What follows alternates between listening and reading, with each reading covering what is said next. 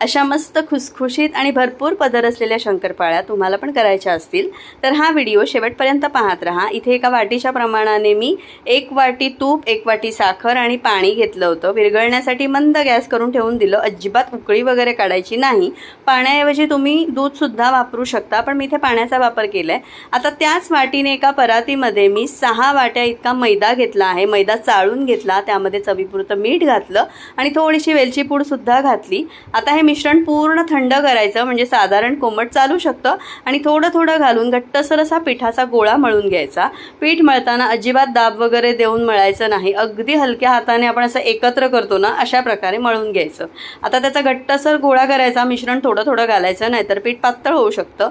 आता हे झाकून ठेवायचं 10 मिनिटांसाठी, जास्त नाही झाकायचं आणि त्यानंतर असं बोटाच्या साहाय्याने आतमध्ये ढकलत तसं मळून घ्यायचं।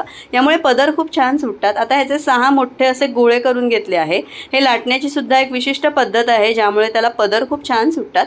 पहिल्यांदा अशी छान चपातीसारखं लाटून घ्यायचं पातळ आणि त्यानंतर असं फोल्ड करत जायचं। मध्ये असं फोल्ड देऊन अशी चौकोनी घडी करायची आणि आता हे जाडसर लाटायचं। ह्याच्या आपल्याला शंकरपाळ्या कापायच्या आहेत। कडा त्याच्या कापून घ्यायच्या, म्हणजे ते जे तुटलेली कडा आहे ती दिसणार नाही। अशा प्रकारे एक शंकरपाळ्या कापून घ्यायच्या आणि काढून घ्यायच्या एका ताटामध्ये। साधारण जाडसर करायच्या, मी दाखवल्या आहेत व्हिडिओमध्ये तेवढ्या। तेल गरम करत ठेवलं आहे। तेलाचं तापमान खूप जास्त नको। इथे मी एक गोळा घालून तो असा छान वर येतो, पण तो त्याचा रंग नाही बदलला पाहिजे इतपत तेल तापलं पाहिजे। झाऱ्याच्या साहाय्याने अशा मी शंकरपाळ्या घातल्या। खूप जास्त घालायच्या नाहीत, नाहीतर तेलाचं टेम्परेचर कमी होऊन त्या विरघळू शकतात तेलामध्ये। यामुळे मी आता दाखवल्यात तेवढ्या यामध्ये तुम्ही घालू शकता शंकरपाळ्या। हे पहिली 2 मिनिटं अजिबात त्याला काही करायचं नाही। नंतर हलक्या हाताने झाऱ्याने फक्त फिरवून घ्यायचं, म्हणजे त्या खाली चिकटणार नाही आणि मध्ये मध्ये असं ढवळत राहायचं। खूप मंद गॅसवर, म्हणजे आपण गुलाबजाम तळतो ना एवढ्या मंद गॅसवर या तळायच्या आणि त्यामुळे त्याचे पदर खूप छान सुटतात। आता इथे बघू शकता हलका हलका रंग बदलायला लागलाय। तळायला थोडासा वेळ लागतो, पण नक्की अशाच प्रकारे करून बघा। बदामी रंगावर या मी काढून घेतल्या आहेत।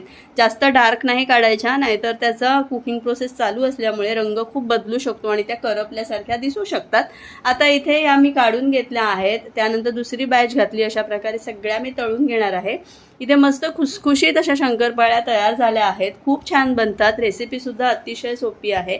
पहिल्यांदा कोणी जर शंकरपाळी ट्राय करणार असेल तर त्यांच्यासाठी सुद्धा अगदी परफेक्ट प्रमाण आहे।